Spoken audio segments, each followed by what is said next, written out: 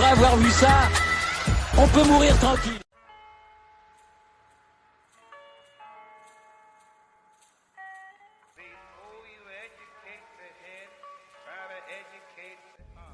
Bonjour à toutes et à tous et bienvenue dans ce podcast pour revenir sur le quart de finale que tout le monde attendait entre Novak Djokovic et Carlos Alcaraz. Le match des étoiles entre le Serbe et l'Espagnol, une confrontation que l'on attendait avec envie, avec frisson, avec stress. Match qui s'est déroulé ce matin en Australie. On va revenir dessus. Il y a énormément de choses à raconter. Je ne sais même pas par quel biais aborder ce match avec un Novak Djokovic qui continue d'écrire sa légende et qui continue encore et toujours de faire déjouer ses adversaires, d'être le joker ultime du tennis, le plus grand joueur de tous les temps, le meilleur gestionnaire de match, le meilleur... Je ne sais même pas quel qualificatif sortir tant ce match était particulier. Bref. Match remporté donc par le Serbe. 4-6, 6-4, 6-3, 6-4 en 3h37 de jeu. Quel match particulier. J'attendais tout un tas de rencontres, tout un tas de scénarios, mais alors je ne voyais pas venir celui où Novak fait ce qu'il sait excellemment faire, rentrer au plus fort possible dans la tête de son adversaire en jouant... Enfin, je sais pas si c'est le faux blessé ou pas le faux blessé, mais en jouant, clairement, et Alcaraz est alors à sauter dans le précipice d'une force inouïe, bien sûr, mais ça c'est pour les deux premiers sets, mais le niveau de tennis, et surtout le niveau de retour de service de Novak Djokovic aujourd'hui, pardon, il a beau être blessé, mais sur les services d'Alcaraz, il est rentré dans sa tête. Alors il est rentré dans sa tête au service, il est rentré dans sa tête dans le jeu, mais... Que dire. On va essayer de construire un petit peu ça. Novak Djokovic s'impose donc en 4-7 en ayant perdu le premier set. Si on refait un petit peu le déroulé de ce match, premier set, Djokovic rentre bien dans le match. Alcaraz est stressé, fait beaucoup de fautes en coup droit. Djokovic break d'entrée. Petit à petit, Alcaraz commence à poser son jeu. Déjà, il remet un petit peu plus la balle dans le court et on commence à voir ce que je m'attendais à voir d'Alcaraz, c'est-à-dire de l'agression, énormément de volume en coup droit dans le coup droit de Djokovic. Voilà. Il a embarqué, on a vu Djokovic en difficulté sur ses phases-là de jeu et franchement, à ce moment-là, je me dis que le plan d'Alcaraz est très bon. C'est une filière où Alcaraz a l'avantage, est censé avoir l'avantage sur Djokovic, et qui plus est, Djokovic, on le voit, semble gêné, et, enfin c'est plus que semble, ça, il est gêné sur ses déplacements, une gêne à l'adducteur. Alors, qu'est-ce que c'est ? Impossible de savoir ce que c'est. Est-ce que c'est une contracture, une déchirure ? Est-ce que c'est juste une petite douleur ? On voit en tout cas qu'il est gêné. Il y a évidemment à 5-4, il sort du cours, intervention médicale, mais Alcaraz garde toujours son rythme. Mais Djokovic revient avec un strap à la jambe gauche.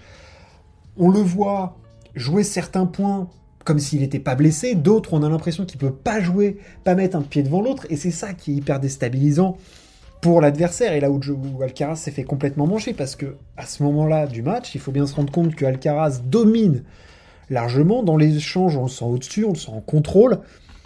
Après les fautes du début de match, on se dit, ça y est, il s'est libéré. Djokovic, on a l'impression qu'il joue un coup sur deux, un point sur deux. On ne sait même pas vraiment s'il sélectionne les points. Enfin bref, c'est vraiment bizarre. Il y a un non-rythme absolument total.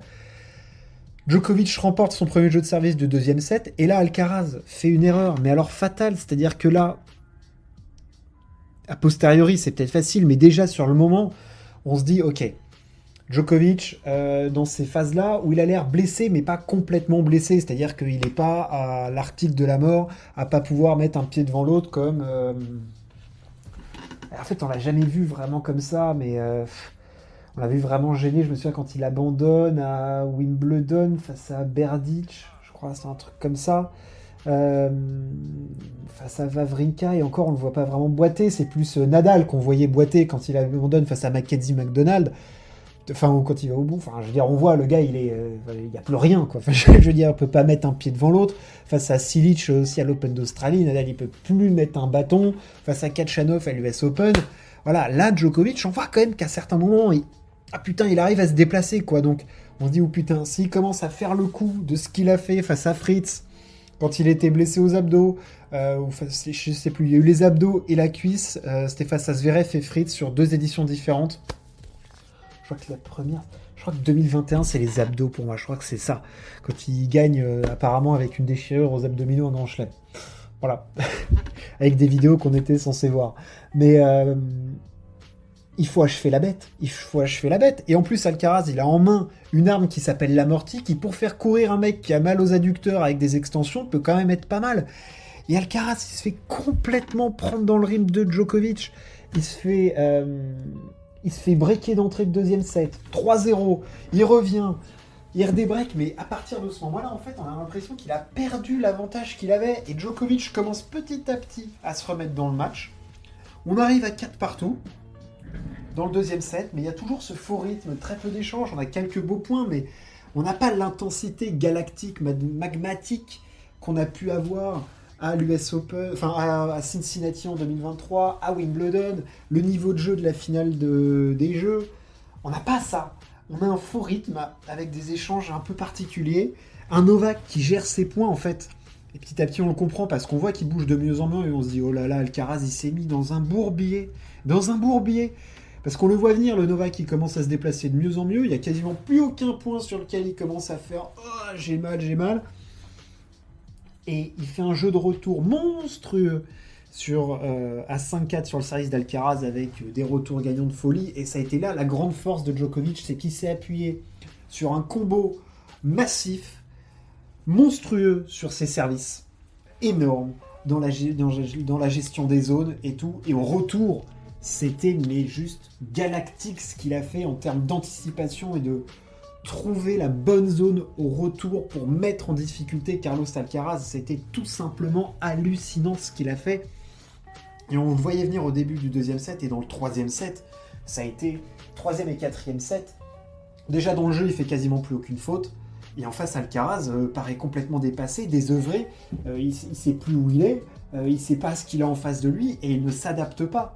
Mais Novak Djokovic a été juste monstrueux. Quand on voit la balle de 7, évidemment, du troisième set, quand on voit les échanges de fin de set dans le quatrième, où on se dit, putain, Alcaraz, on le voit sur certains points mettre énormément d'intensité, mettre Novak Djokovic en difficulté sur certaines courses, on se dit, mais comment c'est possible qu'Alcaraz n'ait pas réussi à mettre en place ça? Mais c'est parce qu'en face, il y a Novak fucking Djokovic.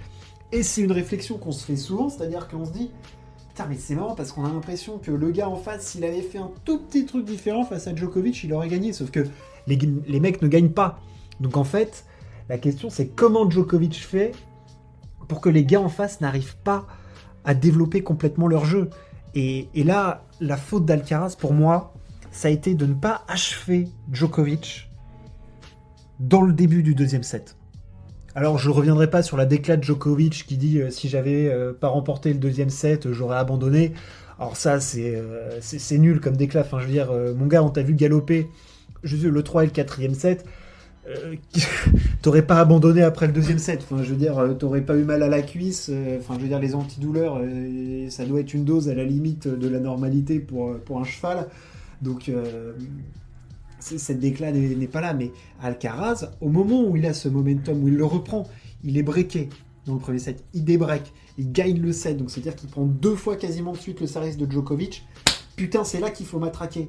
Et là, il s'est fait prendre, je ne sais comment, je ne saurais expliquer. Est-ce qu'il s'est fait blouser comme est-ce qu'il s'est fait avoir comme un bleu? Est-ce que... il s'est trop concentré sur Novak Djokovic et pas assez sur lui, c'est peut-être ça aussi. Il y a peut-être de ça aussi, il a peut-être pas joué son jeu, il s'est fait surprendre par le faux rythme de Djokovic, il a pas réussi à imposer sa filière. Il y a ça aussi, Alcaraz n'a pas imposé sa filière, on ne l'a vu que par moments imposer une filière avec énormément d'intensité, des pralines en coup droit. Voilà, et j'en arrive, après avoir pas mal parlé de Djokovic, j'en arrive sur Alcaraz, où moi je voyais Alcaraz favori sur ce match, et le premier set me donne plutôt confiance en cela. J'ai été tellement déçu de la perf d'Alcaraz. Euh, Parce que il doit être, pour moi, le gars avec sa variété de tennis, sa capacité à produire du jeu. Ça doit être le gars qui doit être capable de se sortir de ce type de situation. Et je me suis dit, putain, c'est déjà son 8e affrontement face à Novak Djokovic, ça va être le 4e en majeur. Ils ont eu des duels dans des finales ou autres, et là, je l'ai trouvé gentil, Carlos. Putain, sans révolte, sans... Avec le sourire sur la balle de 7 du 3e set. Non! Non, Carlos, non, je suis désolé. Il s'est fait prendre. Il est rentré dans un jeu qui n'était pas le sien. Il aurait dû faire mal à Novak Djokovic, il l'a pas fait. Il fallait tuer la bête, il l'a pas fait. Et ça lui est retombé dessus parce qu'en face, t'as un mec qui sait gérer ces moments-là comme jamais. Alors peut-être que ça sera comme à Roland-Garros et Djokovic ne sera pas en capacité de défendre ses chances pour la suite du tournoi. Mais le niveau de jeu développé par Djoko au 3e et 4e set, avec très peu de fautes et tout, on a senti qu'Alcaraz était sur un fil tout le temps. En plus, il était tout le temps derrière au score. Et au retour de service, je ne l'ai pas trouvé percutant, Carlos. En plus, moins que d'habitude. Il s'est pas assez servi de l'amorti. Et voilà, il y avait un faux rythme. Il n'a pas réussi à le casser. Et il peut s'en mordre les doigts, quoi, parce que voilà, il y a peut-être un blocage à l'Open d'Australie qu'on n'arrive pas à expliquer pour l'instant. Il y avait eu cette défaite face à Berrettini, il avait déclaré forfait en 2023, puis là ça fait 2 quarts de finale consécutifs qu'il perd, un face à Zverev, un face à Djokovic, avec 2 fois des matchs un peu particuliers, de scénarios très très différents. Mais ouais, c'est stratosphérique de la part de Novak ce qu'il a réussi à faire, à se remettre dedans, à réussir à faire déjouer complètement Alcaraz, mais c'est aussi Alcaraz qui n'a pas répondu présent quand il le fallait. Voilà, et je dis ça parce que Alcaraz est capable de répondre présent.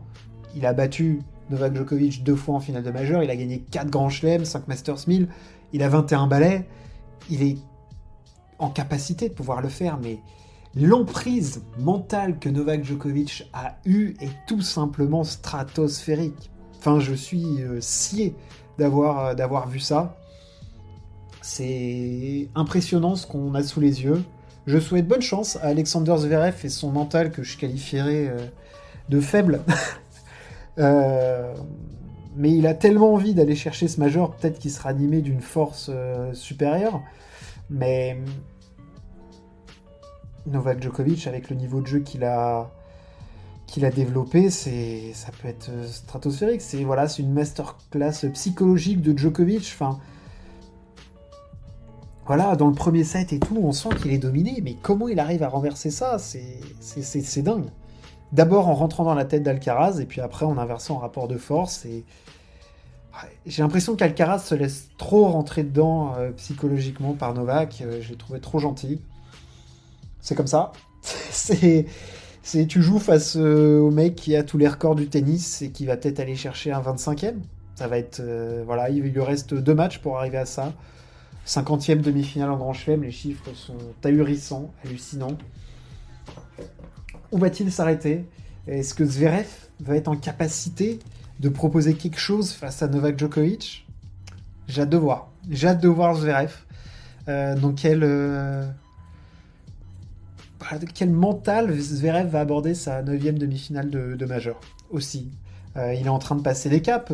Zverev, petit à petit, il a dit, c'est son objectif. Est-ce qu'il va réussir à outrepasser ça ? Ne pas oublier non plus Sinner, que je trouvais un petit peu en dessous au niveau tennistique, mais il a une partie de tableau qui lui permet peut-être d'arriver en finale.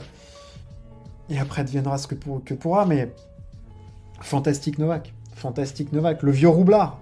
Voilà, c'est pas au vieux singe qu'on apprend à faire la grimace. C'est typique, c'est exactement ce qui s'est passé aujourd'hui. Voilà, il lui a montré... alors Alcaraz dira que c'est dans ce genre de match qu'il apprend, mais celle-là, elle va quand même lui rester bien dans le travers de la gorge, bien là où il faut, quoi. Parce que... ouais. Au niveau mental, il a pas... C'est au niveau mental qu'il n'a pas répondu présent. Je pense que tennistiquement, il avait potentiel, il a de quoi faire. Ça n'a pas répondu, il l'a pas emmené dans un duel physique, il n'a pas réussi à rallonger les échanges. Il s'est fait piéger. Novak trop fort. Voilà. Voilà pour ce podcast. J'espère que ça vous a plu. N'hésitez pas à partager et à vous abonner. On se retrouve très très vite. Ciao. À plus.